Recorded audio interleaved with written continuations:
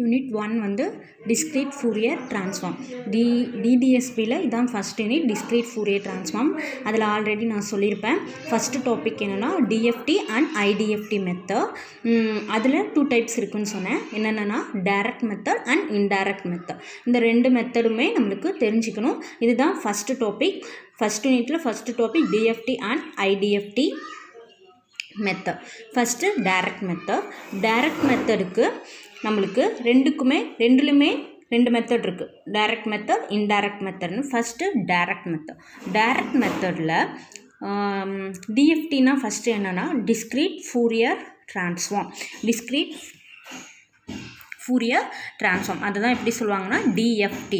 இதுக்கு அப்ரிவேஷன் என்னென்னா discrete Fourier transform. இப்போ டிஎஃப்டிக்கான ஃபார்முலா டைரக்ட் மெத்தடுக்கு என்னென்னா x of K equal to summation n equal to 0 to n-1 X of n e power minus J 2 pi kn divided by capital N k equal to 0 to n-1.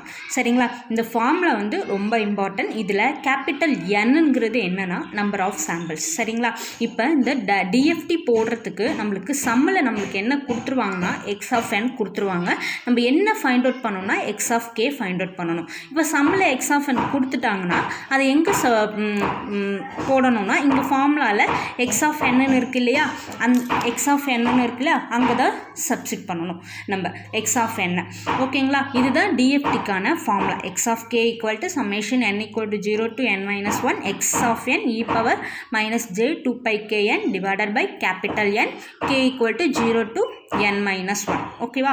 அப்போ டிஎஃப்டியில் எனக்கு சம்மில் X of n கொடுத்துருவாங்க. நான் என்ன find out பண்ணணும்? X of k find out பண்ணணும். இது கிளியராக இந்த 2 ஃபார்முலா தெரிஞ்சாதான் நம்ம வந்து ப்ராப்ளம் போட முடியும். ஓகேவா?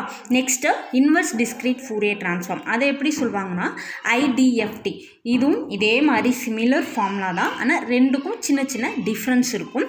என்ன ஃபார்முலான்னு பாருங்கள்.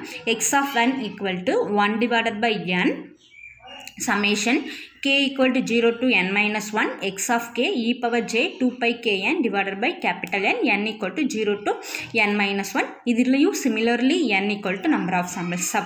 இதில் வந்து நம்மளுக்கு சம்மில் என்ன கொடுத்துருப்பாங்கன்னா என்ன சாம்பிள்ஸ் கொடுத்துருப்பாங்கன்னா x of k கொடுத்துருப்பாங்க. நம்ம ஃபைண்ட் அவுட் பண்ணுறது என்னன்னா x of n find out பண்ணுவோம். சரிங்களா? அப்போ சம்மில் எனக்கு x of k கொடுத்தா நான் அதை எங்கே சப்ஸ்டிட் பண்ணணும்? இந்த இடத்துல சப்ஸ்டிட் பண்ணணும். இப்போ இந்த 2 ஃபார்முலாவுக்கும் என்ன டிஃப்ரென்ஸ்ன்னு பாருங்கள்.